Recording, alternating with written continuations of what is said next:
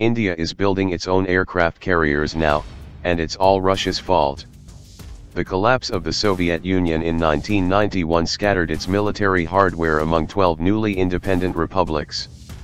One such piece of hardware was the relatively new aircraft carrier Baku. Built in Ukraine, named after an Azeri city and inherited by Russia, today Baku is known as the Vikramaditya, flagship of the Indian Navy. A modern flat top equipped with MiG-29 fighters and the most powerful ship native to the Indian Ocean region, how Vikramaditya went from Soviet to Indian service is one of the more interesting naval stories of the post-Cold War era.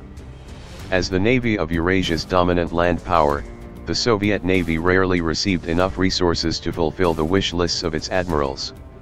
The Soviet Navy was largely restricted to two key missions: attacking and destroying American capital ships, particularly aircraft carriers, and protecting bastions sheltering the country's sea-based nuclear forces. One class of ship, the Kiev class of heavy aviation cruisers, was designed to do both. 896 feet long and displacing 45,000 tons, the four ships of the Kiev class were a combination guided missile cruiser and aircraft carrier. Each ship carried 8 to 12 P-500 Basalt supersonic anti-ship missiles, up to 16 cam of Ka-25 anti-submarine warfare and utility helicopters, and a dozen or more Yak-38 fighters, the Harrier jump jets only peer. Kiev and its sister ships Minsk, Novorossiysk, and Baku could pursue American carriers, destroying them with nuclear-tipped anti-ship cruise missiles, or protect Soviet ballistic missile submarines from surface and subsurface attack. The breakup of the Soviet Union in 1991 left the newest heavy aviation cruiser, Baku, in Russian hands, and with an awkward name Baku was now the capital of an independent Azerbaijan.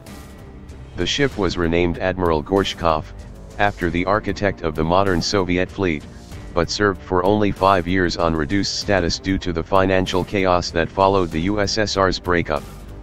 The ship's short career in the Russian Navy included a boiler accident that killed 6 Russian sailors and injured many others. Although the Gorshkov was returned to service a year later, the decision was made in 1996 to put it up for sale. In the meantime, India was shopping for a new aircraft carrier, with the elderly Inzvirov set to retire in 2007. In 2004 India and Russia made a deal. India would receive the Gorshkov for free in exchange for $974 million in repairs and upgrades. The work would be done by Russia's Sevmash shipyards, which had long specialized in submarines but had never worked on an aircraft carrier before. Russia promised to transform the ship into a real aircraft carrier, removing the 12 Basalt anti-ship missiles and 192 Sa-9 surface-to-air missiles. In their place would go a full-length aircraft carrier flight deck just over 900 feet long, and a ski ramp on the bow to assist jets in takeoff. The revamped carrier could carry up to 24 MiG-29K naval fighters and another 10 cam of helicopters. The carrier would receive new air surveillance radars, new boilers, arrestor wires for landing aircraft, and deck elevators to transport aircraft from the hangar to the flight deck. The work would be done by 2008, leaving India without a carrier for just 1 year. The new carrier would be named Vikramaditya after a 1st century Indian emperor. In 2007, with delivery to India just around the corner, Sevmash reported Vikramaditya was only 49% complete and that cost overruns would cost the Indian Navy another $2 billion.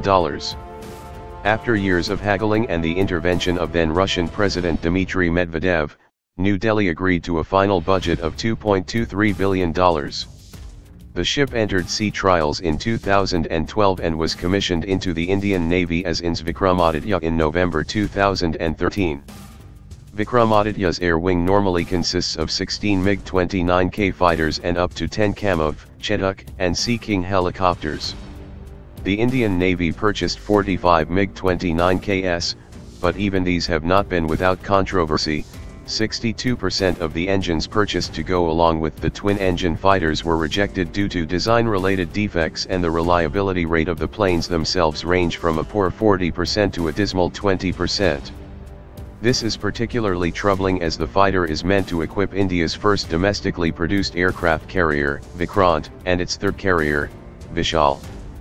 Problems with the fighters forced Vikramaditya to stay within a 200-mile radius of an airfield on land, in order to give pilots a chance of landing their planes in case one engine failed. In 2015, Indian officials even asked Russian Aircraft Corporation, manufacturer of the MiG jet, to demonstrate a single-engine landing on the carrier.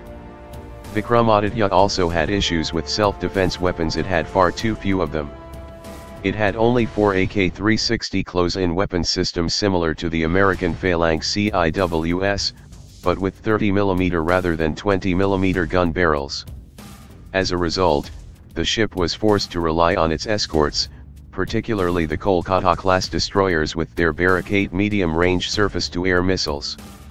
To remedy the problem, the Indian Navy stripped the decommissioned guided missile frigate INS Godavari of its Barak-1 short-range surface-to-air missiles and installed them on Vikramaditya instead.